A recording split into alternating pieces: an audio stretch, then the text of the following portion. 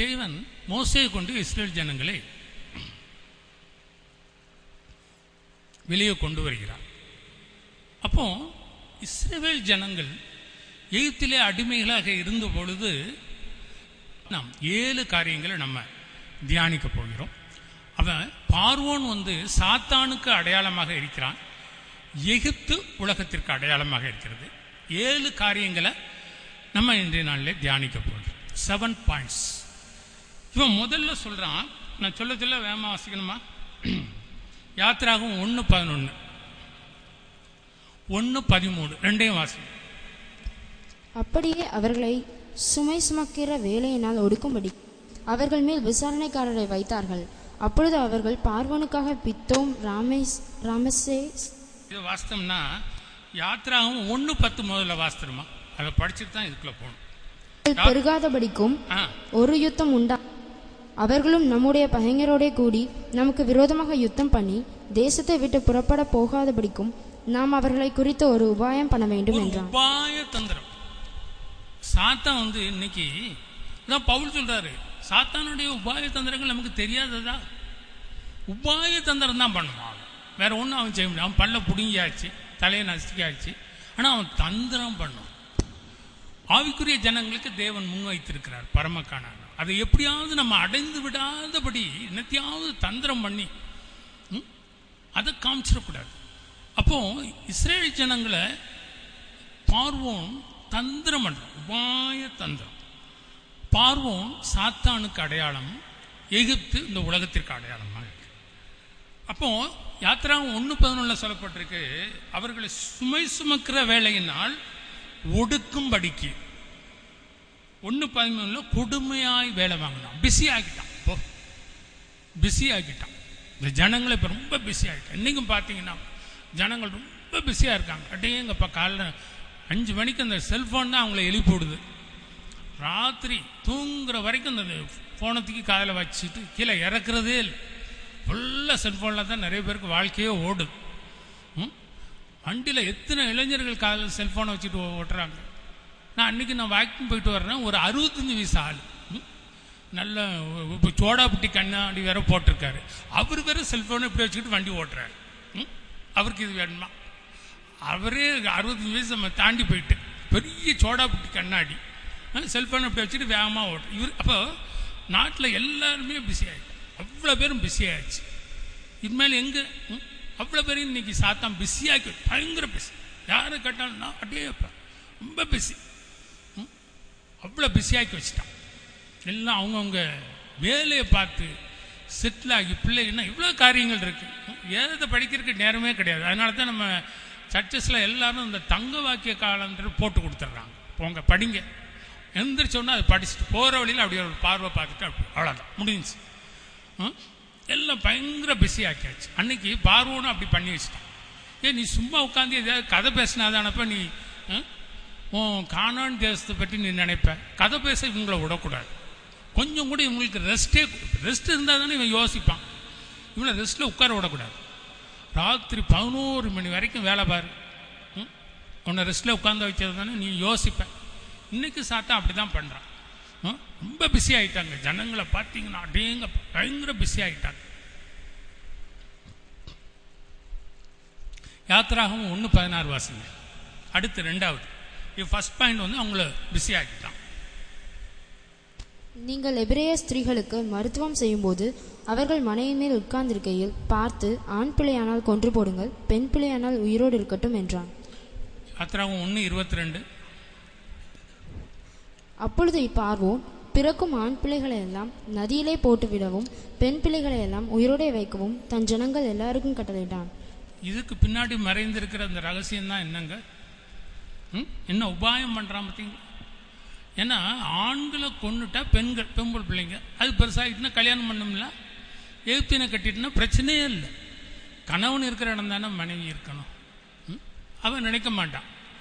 எப்படி டெக்னிக்கலாக வேலை பார்க்குறான் பார்த்தீங்களா? ஆண் பிள்ளைகளை கொண்டு வருங்க. அவன் இருந்தால் தானே யோசிப்பான் கொஞ்சமாவது. காணானை பற்றி கொஞ்சமாக சிந்தை வரும். அது இல்லாமல் செஞ்சுருவோம். ஆண்களை கொண்டு வருவோம், பெண்கள் இருக்கட்டும். அப்போ சாத்தான் வஞ்சகமாக வேலை பார்க்க. காணான்னு அவங்க மனசுக்குள்ள அறவே ஒழிக்கணும்னா இது ஒரு நல்ல ஒரு வேலை.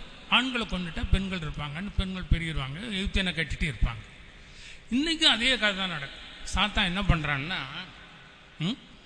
நல்ல ஆவிக்குரிய சகோதரர்கள் என்ன பண்ணுறாங்கன்னா, நிறைய நான் பார்த்துருக்கேன் என்னுடைய அனுபவத்தில். நல்ல இருப்பாங்க, ஃபயராக இருப்பாங்க. ஆனால் அவன் ஆசை காமிச்சிடும். நல்ல அழகான பொண்ணை, நல்ல நிறைய நகை போடுறாங்க, நிறைய ரொக்கம் வருது, இப்படி ஒரு ஆசையை காமிச்சிடும். உடனே இவங்க எப்படி சமாதானம் பண்ணிக்கிடுவாங்க தெரியுமா?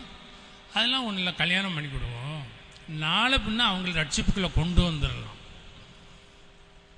அப்படின்னு ஒரு சமாதானம் பண்ணி இப்போ நிறைய பேர் அப்படி கொண்டு போயிடுவோம். ஏன்னா பார்க்க அழகாக இருக்கணும், நிறைய நகை வருது, ரொக்கம் டவரி நிறையா இருக்குது, வசதி வாய்ப்புகள் இருக்குது. இந்த உலகத்தில் நமக்கு வசதி வாய்ப்பு வேணும்லாங்க, அதனால் அப்படி செஞ்சுருவோம். ஆனால் இப்படி கல்யாணம் பண்ணல 99% எப்படி இருக்காங்க தெரியுமா? அவங்க ஆவிக்குரிய வாழ்க்கை பயங்கரமாக சேதப்பட்டு ஒன்றுமே இல்லாமல் போயிருக்காங்க. இதுதான் நான் கண்டது. நிறைய பேர் அப்படி தான் பார்த்துருக்கேன். வேதம் திட்டமும் தெளிவுமாக சொல்கிறது. 2 கொரிந்தியர் 6:14 சொல்லப்பட்டிருக்கு, அந்நிய நுகத்திலே அவிசுவாசிகளுடன் பிணைக்கப்படாதிருப்பீர்கள். உங்கள் பரம காணானை பற்றி நீங்கள் சிந்திக்கக்கூடிய இது போயிடும். நீங்கள் நினச்சிக்கிட்டீங்க அதெல்லாம் நாங்கள் செட்ரேட் பண்ணிடுவோம், கல்யாணம் ஆகி காலப்போக்கில் ரட்சிப்புக்குள்ள அவளை கொண்டு வந்து 2 பேருக்கும் பொருந்தும். அது வாலிபனாலும் வாலிப ஸ்திரியானாலும் 2 பேருக்கும் பொருந்தும். ரொம்ப ஜாக்கிரதையாக இருக்கணும். அந்நிய நுகத்திலே பிணைக்கப்படக்கூடாது. பிணைக்கப்பட்டால் உங்கள் ஆவிக்குரிய வாழ்க்கை பரமக்கான தேவன் உங்களுக்கு முன்வைத்து ஒரு யுத்தத்திற்கு அழைச்சிருக்கிறாரே, அது நஷ்டப்பட்டு போயிடும். அப்புறம் நீங்கள் எந்திரிக்க முடியாது. அப்படியே எந்திரிச்சாலும் நீங்கள் பழைய ஸ்டேஜுக்கு வர முடியாது. இது 2வது தந்திரம். 3வது யாத்திராகமம் 5:7. செங்கல் வேலைக்கு நீங்கள் முன்போல இனி ஜனங்களுக்கு வைக்கோல் கொடுக்க வேண்டாம். ஆமாப்பா, இப்போ ஒர்க்லோட கூட்டியாச்சு. ஏற்கனவே வேலை பழு ஜாஸ்தி தான் இருக்குது, இன்னும் கூட்டியாச்சு. இன்றைக்கி பார்த்தீங்கன்னா எங்கே பார்த்தாலும் இந்த கம்ப்யூட்டர்லாம் வந்துச்சு. அது இன்ட்ரடியூஸ் பண்ணும்போது எங்களுக்கு ரொம்ப சந்தோஷம். பிரதர்லாம் பேங்க்கில் இருக்கார், அவருக்கு தெரியும். அதை ஃபஸ்ட்டு இந்த 88, 89 நாங்கள் மேனுவலாக ஒர்க் பண்ணிக்கிட்டு இருந்தோம் பேங்க்கில். என்ன அப்போ 90 தான் இன்ட்ரடியூஸ் பண்ணுறான். அதுக்கு எங்களை ஏமாத்துறதுக்காக ஒரு இன்க்ரிமெண்ட் கொடுத்துட்டான். யூனியனும் எங்களை சமாளிச்சுட்டாங்க. அது ஒரு இன்க்ரிமெண்ட் வருதுப்பா. அது நல்ல உலகமே கம்ப்யூட்டர் ஆகும்போது நீங்கள் என்ன இது மேனுவல் அதுன்னு சொல்லிக்கிட்டு இருக்கீங்கன்னு எங்களை வாய அடைச்சிட்டாங்க. நாங்கள் ரொம்ப சந்தோஷம். சரி கம்ப்யூட்டர் வரட்டும், ஒர்க்லோடு குறைஞ்சிரும், நல்லா கொஞ்சம் எல்லாம் சுழுவாயிரும், வேலைலாம் ரொம்ப குறைஞ்சி ஒர்க்லோடெலாம் குறைஞ்சி நல்லா சுழுவாயிரும் அப்படின்னு ஒரு மாயை உண்டு பண்ணிட்டாங்க. கொஞ்சம் கொஞ்சமாக இன்றைக்கி கோர் பேங்கிங்கில் நிற்குது. நீங்கள் வேலை பார்க்க, நானும் அங்கே வேலை பார்த்துட்டு தான் வெளியே வந்தேன். கம்ப்யூட்டர் வந்ததுக்கப்புறம் தான் 2 மடங்கு வேலையாயிடுச்சு. காலைல 8 மணிக்கு நான் 10 மணிக்கு போவேன். அதாவது 9 வரைக்கும் விட்டு போயிடுவேன். 9:45 ஆஃபீஸில் உட்காந்துருவேன். ராத்திரி 8 திரும்பி நான் ப்ரொமோஷன் வேண்டான்னு சொன்னேன். நான் சீனியர் மோஸ்ட்டுங்கிறதுனால 8 மணிக்கு முன்னாடி என்னால் முடிக்கவே முடியாது. வீட்டில் ஒய்ஃபும் அவளுக்கும் எச்சலாக தான் இருக்கும். ஏன்னா டெய்லி 8 மணிக்கு வாரீங்க, டெய்லி 8 மணி தான். பிரதருக்கு தெரியும் ஒர்க்லோடு எவ்வளோ இருக்குது. அவ்வளோ ஒர்க்லோடு. என்ன நினைக்க தோணும்னா, நமக்கு 24 மணி நேரம் பத்தாது, ஒரு 30 மணி நேரமாக இருந்துச்சுன்னா எவ்வளோ நல்லாயிருக்கும். அந்த அளவுக்கு ஒர்க்லோடை கொண்டு, அதாவது ஒர்க்லோடு ரொம்ப கூட்டிடுவோம். இன்றைக்கி இருக்க காலகட்டத்தில் எந்த வேலைக்கு போனாலும் ஒர்க்லோடு ஜாஸ்தியாகி, இது காரணம் என்னென்னா நம்மளை நம்முடைய சிந்தை டைவர்ஷன், நம்ம சிந்தையை மாற்றி விட்டுருவோம். எல்லாம் இதிலே கடந்து எந்திரிக்க முடியாமல் நம்ம சிந்தையை எல்லாம். சரி வேலை பார்த்துட்டு 8 மணிக்கு வீட்டுக்கு வந்தாலும் வீட்டில் முடியாது. அனுபவத்தை சொல்கிறேன். ஆஃபீஸ் நினைவு தான், ஐயோ நான் அதை அப்படி போட்டு வந்தேம்மே, இது இப்படி செஞ்சேம்மே, இது சரியாக இருக்குமா, அவசரமாக கடைசியில் ஒரு அக்கௌண்ட்டை கிரெடிட் பண்ணாமல் ஒழுங்காக கிரெடிட் ஆகிட்டா. நான் அனுபவிச்சிருக்கேன். ராத்திரி தூக்கவே இருக்காது. கடைசியில் அவசரமாக ஒரு 10-20 அக்கௌண்ட்டை கொடுத்துருப்பார் மேனேஜர். சார் போட்டுருங்க சார் அப்படின்னு சொல்லி கெஞ்சுவார். அவசரமாக கிரெடிட் பண்ணுவேன். எத்தனை மணிக்கு? 8 மணிக்கு. அது பண்ணிட்டதுக்கப்புறம் மனசு நிம்மதியாகவே இருக்காது. ஒரு அக்கௌண்ட் மாறி போச்சுன்னா அவன் எடுத்துகிட்டு போயிடுவான் பணத்தை. அப்புறம் அவனை போய் யார் கெஞ்சிக்கிட்டு இருக்கிறது? நைட்டு தூக்கமே இருக்காது. அப்புறம் காலையில் எழுந்திரிச்சு போய் நம்முடைய சிந்தனையை டைவர்ஸ் பண்ணி விட்டுரும், மடக்கி விட்டுருவோம். நம்முடைய நோக்கம் தேவன் இந்த பூமியில் வைத்திருக்கிறது ஏதோ இந்த பூமியில் வாழ்ந்துட்டு அனுபவிச்சுட்டு நல்லா செழிப்பாக இருந்துட்டு போகிறதுக்காக இல்லை. அப்படின்னா தான் நம்ம இங்கே வர வேண்டிய அவசியம் இல்லையே. தேவன் நம்மை மேலான நோக்கத்திற்கு கொண்டு வைத்திருக்கிறார், ஒரு உன்னத நோக்கம். அதுக்காக தான் தேவன் நம்மளை வேறு பிரித்து வைத்திருக்கிறார். இதை குலைக்கணுங்கிறக்காக அவன் எல்லா வேலையும் பண்ணணும். ஒர்க்லோட கூட்டுவான். ஒர்க்லோடு கூட கூட நமக்கு மனசு நிம்மதி இருக்காது. வீட்டில் ஒழுங்காக நிம்மதியாக படுத்து தூங்கின மாதிரியே இருக்காது. 4வது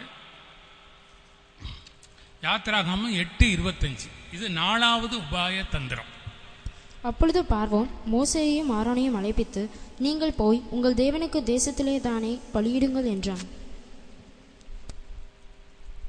இப்போ ஒரு காரியத்தை சொல்றான். எப்பா உங்களுக்கு ஆராதனை பண்ணணும், பலியிடணும்,